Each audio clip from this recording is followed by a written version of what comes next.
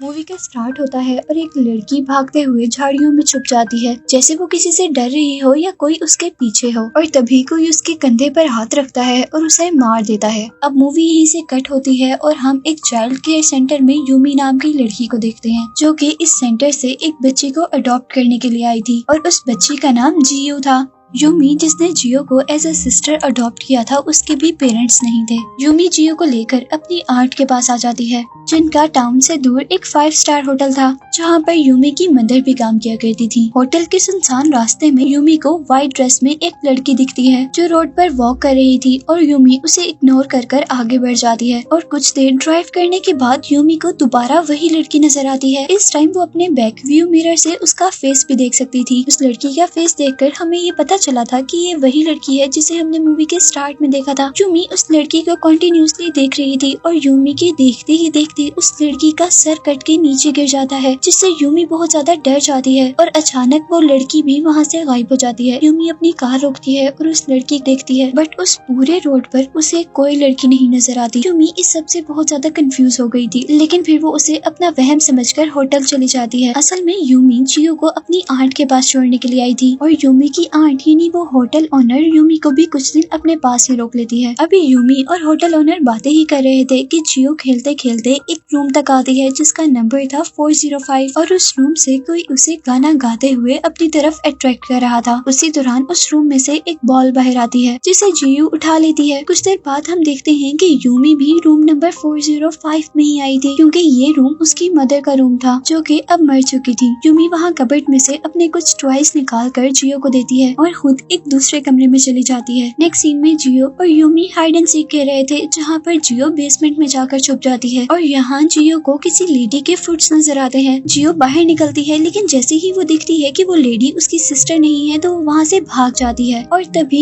Yumi भी उसे ढूंढते ढूंढते बेसमेंट तक आ जाती है। ये जगह उसे काफी डरावनी लग रही थी, लेकिन वो जियो को आवाज दे देकर उसे ढूंढ रही थी कि उसी दौरान उसे लड़की का शेडो नजर आता है, जिसे उसने रोड पर मरते हुए देखा था। यूमी एक सेकंड के लिए घबरा जाती है और जैसे ही लाइट ऑन करती है तो वो शेडो वहाँ से गायब हो जाता है। यूमी इसी कंफ्यूजन में अब डिनर कर रही थी कि वो लेडी कौन थी। तभी होटल ओनर यूमी से कहती है कि उसे जियो को यहाँ से बाहर लेकर जाना चाहिए, किसी अम्यूजमेंट पार्क में, जहाँ पर वो बचपन में जाया करती थी। डिनर के बाद वो सब लोग बातें कर रहे होते हैं कि जियो सोफे पर ही सो जाती है। यूमी उसे उठाकर बेडरूम में लेकर जा रही थी। तभी हम देखते हैं कि ऊपर किसी फ्लोर से एक ब्लैक शेडो उन्हीं को देख रहा था, जैसे वो ब्लैक शेडो इन्हीं के पीछे हो और इनको टारगेट बनाना चाह रहा हो। नेक्स्ट मॉर्निंग यूमी जियो को अपने साथ एक अम्यूजमेंट पार्क में लेकर जाती है, जहाँ पर वो काफी अच्छा टाइम स्पेंड करते हैं और यूमी नोटिस करती है कि जियो किसी से बातें कर रही है, लेकिन करीब जाने पर उसे वहाँ पर कोई भी नजर नहीं आता। वो जियो से पूछती है कि तुम किससे बातें कर रही थी, और जियो अपने सामने इशारा करके कहती है कि ये लेडी मेरे से खेलने को कह रही है। बट यूमी को तो वहाँ पर कोई भी नजर नहीं आ रहा था। उसे लगता है कि जियो झूठ बोल रही है और वो जियो को लेकर होटल वापस आ जाती है। होटल में जब लेडी जियो के साथ खेल रही होती है तो उसे अपने पीछे एक शेडो दिखाई देता है और अचानक वो उसी रोड पर पहुँच जाती है जहाँ पर उसने लेडी को मरते हुए देखा था। वहाँ हर तरफ अंधेरा ही अंधेरा था, बस एक बस स्टॉप नजर आ रहा था, जहाँ उसे दोबारा वही लड़की नजर आती है। वो लेडी बगैर घूमे अपनी नेक को पूरा का पूरा रोटेट कर लेती है, जिससे डर कर यूमी की आंख खुल जाती है और हमें पता चलता है कि ये सब यूमी का एक ड्रीम था। यूमी होटल का राउंड लगा रही थी कि तभी होटल की वेट्रेस यूमी से कहती है कि तुम्हें जियो को यहाँ पर नहीं लेकर आना चाहिए था। वो वेट्रेस कहती है कि ये होटल हॉन्टेड है और इसी वजह से सारा स्टाफ यहाँ से भाग गया है।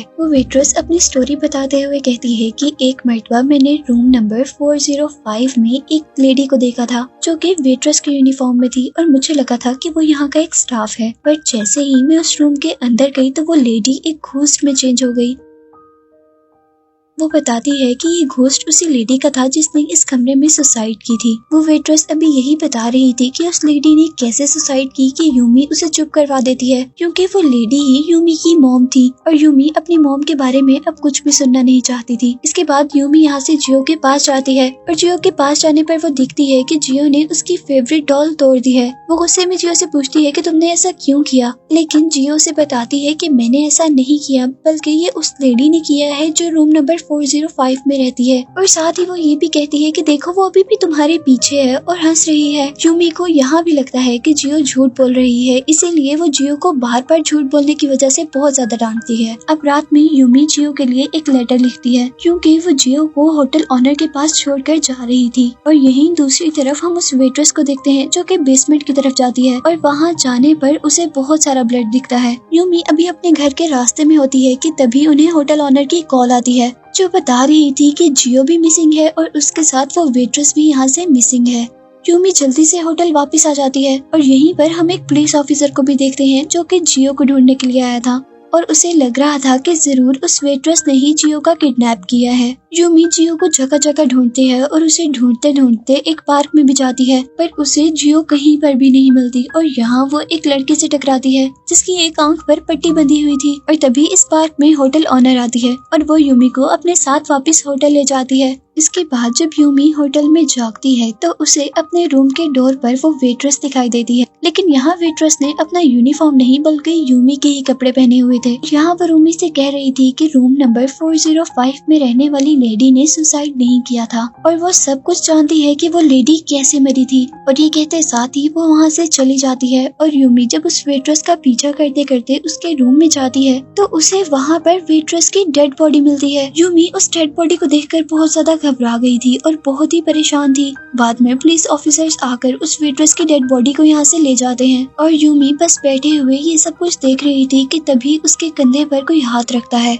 उसे लग रहा था कि यह हाथ आंटी ने रखा है, पर जैसे ही वो सामने देखती है कि आंटी तो पुलिस ऑफिसर्स के साथ हैं, तो एक सेकंड के लिए वो शॉक थी कि उसके कंधे पर हाथ कौन रख रहा था और उसके पीछे मुड़कर देखने पर भी उसके पास कोई भी नहीं था। यूमी अब इन सारी सिचुएशन से परेशान भी हो रही थी और डर भी गई थी और जब पुलिस उससे इन्वेस्टिगेशन कर रही होती है तो वो अपने डर की वजह से पुलिस को भी सही से जवाब नहीं दे पाती, जिस वजह से पुलिस को शक होता है कि शायद यूमी ने ही उस वेट्रेस को मारा है और जियो को गायब करने के पीछे भी यूमी का ही हाथ होगा। और इसी शक की वजह से पुलिस ऑफिसर्स उसका इस टाउन से बाहर जाना मना कर देते हैं और जब वो पुलिस स्टेशन से वापस होटल आ रही होती है तो उसकी दोबारा उसी लड़के से टक्कर होती है जिसकी आंख पर पट्टी बंधी हुई थी। वो लड़का यूमी को बताता है कि उसने भी कई बार उसकी सिस्टर जियो को एक लड़की के साथ देखा है, लेकिन वो लड़का यहाँ पर यूमी को बताता है कि जियो जिसके साथ बात करती थी वो कोई इंसान नहीं थी बल्कि एक घोस्ट थी और वो लड़का उस घोस्ट को इसलिए देख सकता था क्योंकि उसके पास घोस्ट देखने की एबिलिटीज थी। वो लड़का यूमी को लेकर होटल के बेसमेंट में जाता है और वहाँ वो घोस्ट से कहता है कि जो भी मैं क्वेश्चन करूंगा अगर वो सही हुए और तुमने उसका आंसर हाँ में देना हुआ तो तुम एक मरतबा टैप करना और अगर उन क्वेश्चंस का आंसर नो में हुआ तो तुम 2 मरतबा टैप करना। वो उससे क्वेश्चन करता है कि क्या तुम मरे थे, क्या तुम्हारे पास जियो है,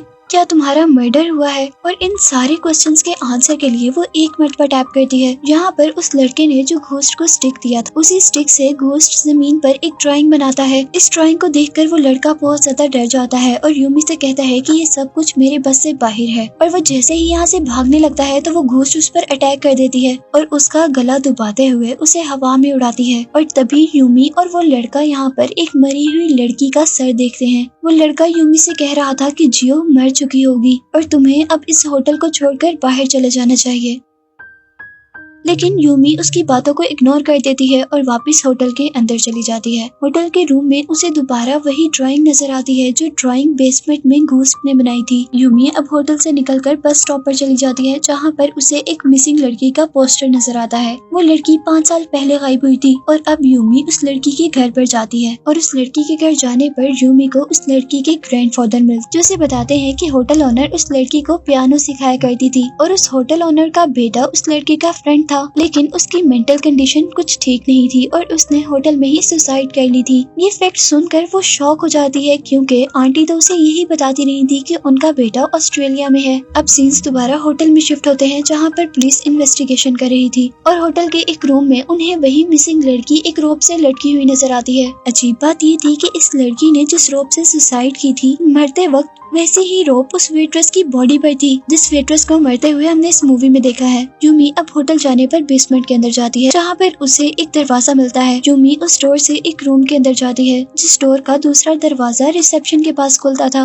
और इस रूम में बहुत सारे सीसीटीवी मॉनिटर्स लगे हुए थे। यूमी उस रूम के अंदर जाती है और दूसरी तरफ हम रिसेप्शन पे पुलिस ऑफिसर को देखते हैं जो कि होटल ओनर का वेट कर रहा। तभी रिसेप्शन पर उस रूम का गेट ओपन होता है और वो पुलिस ऑफिसर भी उस रूम के अंदर चला जाता है और अब इस रूम से हमें इस मूवी की मिस्ट्री पता चलने वाली है। यहाँ पर यूमी को होटल ओनर का बेटा नजर आता है जिसे मम्मी बनाकर रखा गया था और तभी वहाँ पर ऑफिसर आ जाता है और वो यूमी को अरेस्ट ही करने वाला था कि उन्हें वॉल से एक आवाज आती है और जैसे ही ऑफिसर उस वॉल को तोड़ता है तो उस वॉल के अंदर से उन्हें बहुत सारे मरे हुए लोग नजर आते हैं और कुछ लोगों के तो वहाँ पर कटे हुए सर भी रखे हुए थे। इन डेड बॉडीज को देखकर यूमी तो बहुत ज्यादा डर गई थी कि एकदम से वहाँ पर होटल ओनर आती है और वो पुलिस ऑफिसर की गर्दन में अपनी नाइफ स्ट्रैप करके उसे वहीं पर मार देती है और यहाँ होटल ओनर यूमी को भी एक रोप से बांध देती है और ये रोप बिल्कुल वैसी ही रोप थी जो हर मरे हुए इंसान के साथ मिल रही थी, जिससे हमें पता चला था कि यहाँ पर किसी ने भी सुसाइड नहीं किया था बल्कि ये होटल ओनर ही सबको मार रही थी। और यहाँ हमें पता चलता है कि वो होटल ओनर मेंटली सिक है, जिसे लगता था कि उसका बेटा मरा नहीं है बल्कि अभी तक जिंदा है, इसीलिए उसने अपने बेटे की मम्मी बनाकर इस रूम में रखा हुआ था। और जो कोई भी उसके बेटे की बॉडी को देख लेता था और उसे बुरी करना चाहता था तो वो होटल ओनर उसी इंसान को मार देती थी। कि बस स्टॉप के पास जो बार बार हमें लड़की नजर आती थी ये वही लड़की थी जो इस होटल ओनर की स्टूडेंट थी और इस लड़की को उस होटल ओनर ने इसलिए मारा था क्योंकि वो उसके बेटे को देखकर भाग रही थी। उस लड़की का मर्डर क्योंकि बस स्टेशन के पास हुआ था इसीलिए उसका घोस्ट बार बार बस स्टेशन के पास नजर आता था। और यहाँ हमें सबसे शॉकिंग बात ये पता चलती है कि होटल ओनर ने अपनी फ्रेंड यानी यूमी की मदर को भी खुद मारा था क्योंकि जब होटल का स्टाफ गायब हो रहा था तो उसे होटल ओनर पर शक हो गया था, इसीलिए वो पुलिस को इन्फॉर्म करना चाहती थी जिसकी वजह से होटल ओनर ने उसे भी मार दिया। यूमी ये बात सुनकर बहुत ज्यादा शॉक और दुखी थी और यहीं पर वो होटल ओनर अब यूमी की भी सारी वेन्स काट देती है ताकि सबको लगे कि यूमी ने भी सुसाइड की है। लेकिन यूमी यहाँ पर मरी नहीं थी और कुछ देर बाद यूमी का होश आ जाता है और सरप्राइजिंगली उसकी बॉडी से उसकी रस्सी भी खुली हुई थी और यूमी सबसे पहले खड़े होकर होटल ओनर पर अटैक करती है जिससे उसे लगता है कि होटल ओनर मर गई है और वो अब अपनी मॉम के घोस्ट की हेल्प से जियो की जान बचाती है और जियो और यूमी यहाँ से भागने वाले होते हैं कि तभी होटल ओनर दोबारा उन पर अटैक करती है क्योंकि होटल ओनर मरी नहीं थी। पहले तो यूमी अपना डिफेंड करती है और फिर अपनी सारी पावर का यूज करके आखिर उस होटल ओनर को मार देती है। यूमी अब अपनी बहन जियो को लेकर इस होटल से बाहर आ जाती है और यहाँ पर वो अपनी मॉम के घोस्ट को देखती है और लास्ट टाइम उन्हें गुड बाय कहती है जिसको मरते हुए ख्याल आ रहा था कि उसका बेटा उसके पास आ रहा है। और इस चीज से हम पर ये बात तो क्लियर हो गई कि होटल ओनर एक मेंटल सिकनेस से सफर कर रही है। यूमी अब अपनी बहन की पूरी रिस्पॉन्सिबिलिटी ले लेती है, उसे सेफली यहाँ से ले जाती है जिसके साथ ये मूवी यहीं पर खत्म हो जाती है।